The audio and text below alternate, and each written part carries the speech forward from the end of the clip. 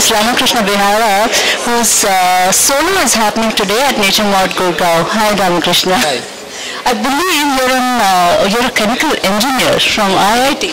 Yes. So how the sudden change into, the world of art? I mean, it must have been something to kind of switch.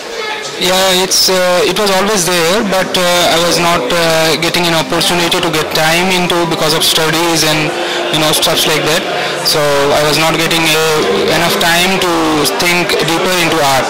So once I completed my studies and got a job, then I spent my free time with studying more about art and teach myself art.